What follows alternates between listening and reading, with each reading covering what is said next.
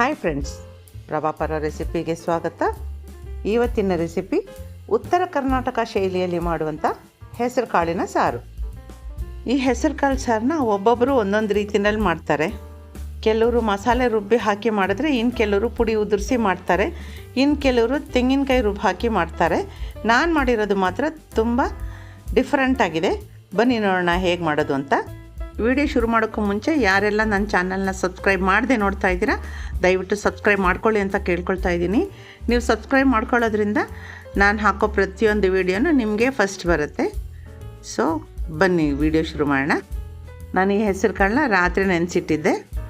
ಈಗ ಒಂದು ಚಿಕ್ಕ ಕುಕ್ಕರ್ನಲ್ಲಿ ನೀರನ್ನೆಲ್ಲ ಬಸಿದು ಈ ಹೆಸರು ಕಾಳನ್ನು ಹಾಕ್ಕೊಳ್ತಾ ಇದ್ದೀನಿ.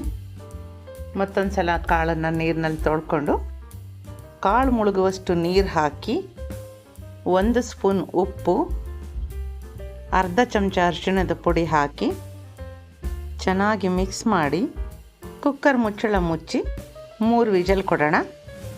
ಈಗ ಕುಕ್ಕರ್ ವಿಜಲ್ ಬಿಡೋ ಅಷ್ಟೊತ್ತಿಗೆ ಮಸಾಲೆ ರೆಡಿ ಮಾಡ್ಕೊಂಬಿಡೋಣ. ನಾನಿಲ್ಲಿ 2 ಮೀಡಿಯಮ್ ಸೈಜ್ ಈರುಳ್ಳಿ ತೊಗೊಂಡಿದ್ದೀನಿ.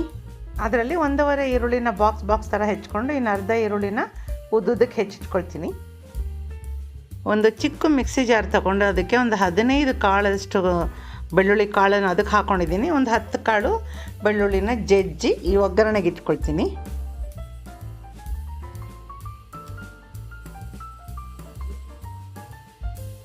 ಬೆಳ್ಳುಳ್ಳಿ ಜೊತೆಗೆ ಒಂದು ಸ್ವಲ್ಪ ಕೊತ್ತಂಬರಿ ಸೊಪ್ಪು, 5 ನಾಟಿ ಹಸಿಮೆಣಸಿನ್ಕಾಯಿ, 1 ಸ್ಪೂನ್ ಜೀರಿಗೆ, 10 ಕಾಳು ಮೆಣಸು, 5 ಲವಂಗ, 1 ಟೀ ಸ್ಪೂನ್ ಅರಿಶಿಣದ ಪುಡಿ, ಸ್ವಲ್ಪ ಹುಣಸೆ ಹಣ್ಣು. ಕುಕ್ಕರ್ 3 ವಿಜಲ್ ಕೊಟ್ಟಾಗಿದೆ. ಸ್ಟವ್ ಆಫ್ ಮಾಡ್ತಾ ಇದ್ದೀನಿ. ಈ ಮಸಾಲೆಗೆ ಒಂದು ಸ್ವಲ್ಪ ಗಸಗಸೆ, ಸ್ವಲ್ಪ ಕರಿಬೇವಿನ ಸೊಪ್ಪು ಇವಿಷ್ಟು ಹಾಕಿ ತರಿಯಾಗಿ ರುಬ್ಕೊಂಡು ಬರ್ತೀನಿ. ಈಗ ಮಸಾಲೆ ರೆಡಿಯಾಗಿದೆ. ನೋಡಿ ಎಷ್ಟು ತರಿಯಾಗಿ ರುಬ್ಕೊಂಡ್ಬಂದಿದ್ದೀನಿ ಅಂತ. ಕಾಳು ಎಷ್ಟು ಬೆಂದಿದೆ ಅಂತ ನೋಡೋಣ. ಕೆಲವೊಂದು ಸತಿ ನಾವು 3 ವಿಜಲ್ ಕೊಟ್ಟಿದ್ರೂ ಸಹ ಕಾಳು ಸರಿಯಾಗಿ ಬೆಂದಿರೋದಿಲ್ಲ. ಸೊ ಮೊದಲು ಒಂದು ಸತಿ ಚೆಕ್ ಮಾಡ್ಕೊಂಬಿಡಿ, ಇಲ್ಲಾಂದರೆ ಮತ್ತೆ ವಿಜಲ್ ಕೊಡಬೇಕಾಗುತ್ತೆ. ಈಗ ಸ್ಟವ್ ಮೇಲೆ ಇನ್ನೊಂದು ಅಗಲ ಬಾಯಿ ಇರೋಂಥ ಪಾತ್ರೆ ಇಟ್ಟು ಅದಕ್ಕೆ 2 ಟೀ ಸ್ಪೂನ್ ಅಷ್ಟು ಎಣ್ಣೆ ಹಾಕ್ಕೊಳ್ತಾ ಇದ್ದೀನಿ. ಎಣ್ಣೆ ಕಾದಿದ ಮೇಲೆ 1 ಟೀ ಸ್ಪೂನ್ ಸಾಸಿವೆ, 1 ಸ್ಪೂನ್ ಜೀರಿಗೆ, 1-2 ಚಿಟಿಕೆ ಹಿಂಗಿನ ಪುಡಿ. ಈಗ ಫ್ಲೇಮ್ನ ಸ್ವಲ್ಪ ಮೀಡಿಯಮಲ್ಲಿಟ್ಟು ಜಜ್ಜಿಟ್ಟಿದ್ದ ಬೆಳ್ಳುಳ್ಳಿ ಹಾಗೂ 2 ಮೆಣಸಿನ್ಕಾಯಿನ ತುಂಡು ಮಾಡಿ ಹಾಕಿದ್ದೀನಿ. ಸ್ವಲ್ಪ ಕರಿಬೇವು, ಹಾಗೆಯೇ ಹೆಚ್ಚಿಟ್ಟಿದ್ವಲ್ಲ ಈರುಳ್ಳಿ ಅದಷ್ಟು ಇದಕ್ಕೆ ಹಾಕ್ಕೊಳ್ತಾ ಇದ್ದೀನಿ. ಇದೆಲ್ಲ ಈಗ ಚೆನ್ನಾಗಿ ಎಣ್ಣೆಯಲ್ಲಿ ಹುರ್ಕೊಳ್ಳೋಣ. ಈಗ ಈರುಳ್ಳಿ ಸ್ವಲ್ಪ ಬಣ್ಣ ಬದಲಾಗೋವರೆಗೂ ಹುರಿದ್ಬಿಟ್ಟು ಈಗ ಅದಕ್ಕೆ ರುಬ್ಬಿಟ್ಕೊಂಡಿದ್ವಲ್ಲ ಮಸಾಲೆ ಅದನ್ನು ಹಾಕ್ಕೊಳ್ತಾ ಇದ್ದೀನಿ. ಒಂದು ಸೌಟಲ್ಲಿ ಚೆನ್ನಾಗಿ ಇದನ್ನು ಎಲ್ಲ ಮಿಕ್ಸ್ ಮಾಡ್ಕೊಳ್ಳೋಣ. ಹಸಿ ವಾಸನೆ ಎಲ್ಲ ಹೋಗಬೇಕು, ಆ ಥರ ಹುರ್ಕೋಬೇಕು.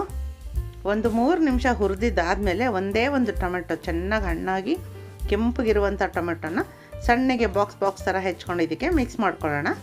ಈಗ ಟೊಮೆಟೊ ಸ್ವಲ್ಪ ಮೆತ್ತಗಾಗೋವರೆಗೂ ಚೆನ್ನಾಗಿ ಇದನ್ನು ಹುರ್ಕೋಬೇಕು. ಟೊಮೊಟೊ ಮೆತ್ತಗಾದ್ಮೇಲೆ ಸ್ವಲ್ಪ ಮಿಕ್ಸಿ ತೊಳೆದಿದ್ದು ನೀರನ್ನ ಅದಕ್ಕೆ ಮಿಕ್ಸ್ ಮಾಡ್ಕೊಳ್ಳೋಣ. ಜಾಸ್ತಿ ನೀರು ಹಾಕ್ಕೊಳ್ಳೋದು ಬೇಡ. ಈ ಮಸಾಲೆ ಎಲ್ಲ ಚೆನ್ನಾಗಿ ಹೊಂದ್ಕೊಳ್ಳೋ ಥರ ತಿರುಗಿಸ್ಕೊಳ್ಳೋಣ. ಒಳ್ಳೆ ಘಮ ಬರೋಕ್ಕೆ ಶುರುವಾಗುತ್ತೆ. ಆಗ ನಾವು ಬೇಯಿಸಿಟ್ಕೊಂಡಿರೋಂಥ ಹೆಸರು ಕಾಳೆಲ್ಲನೂ ನೀರು ಸಮೇತ ಸೇರಿಸಿ ಇದಕ್ಕೆ ಹಾಕ್ಕೊಂಬಿಡ್ಬೇಕು. ಮಸಿಯೋದೇನು ಬೇಡ. ಈಗ ಆಲ್ರೆಡಿ ನಾವು ಇದು ಕಾಳನ್ನು ನೆನೆಸಿ 3 ವಿಜಲ್ ಕೊಟ್ಟಿರೋದ್ರಿಂದ ಮ್ಯಾಶಿಯಾಗಿ ಬೆಂದೋಗಿದೆ. ಸ್ವಲ್ಪ ಬೆಲ್ಲ ಹಾಕ್ತಾಯಿದ್ದೀನಿ. ಚೆನ್ನಾಗಿ ಈ ಥರ ಮಿಕ್ಸ್ ಮಾಡ್ಕೊಂಬಿಡೋಣ. ಈಗ ಸ್ಟವ್ ಆಫ್ ಮಾಡಿ ಮುಚ್ಚಳ ಮುಚ್ಚಿಟ್ಬಿಟ್ರೆ ದಮ್ ಆಗೋಗುತ್ತೆ. ಈಗ 1-2 ನಿಮಿಷ ಆದಮೇಲೆ ಇದಕ್ಕೆ ಕೊತ್ತಂಬರಿ ಸೊಪ್ಪು ಗಾರ್ನಿಷ್ ಮಾಡಿದರೆ ನಮ್ಮ ಹೆಸರು ಕಾಳು ಕರಿ ರೆಡಿ ಆಯಿತು.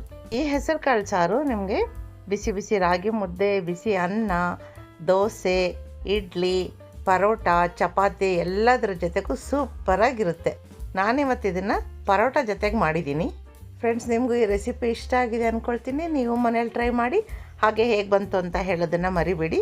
ಇದೇ ರೀತಿ ಈಸಿ ರೆಸಿಪೀಸ್ಗೆ ನನ್ನ ಚಾನಲ್ನ ಫಾಲೋ ಮಾಡೋದನ್ನು ಮರಿಬೇಡಿ. Thank you friends, thank you for watching.